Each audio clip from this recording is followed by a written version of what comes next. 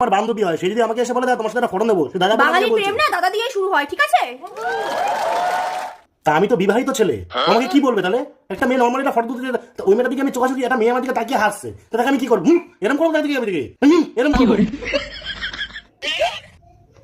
এটা কি হাতে কি? বাম।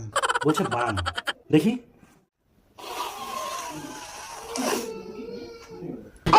तेरी गाड़ मरी है, तेरी गाड़ मरी।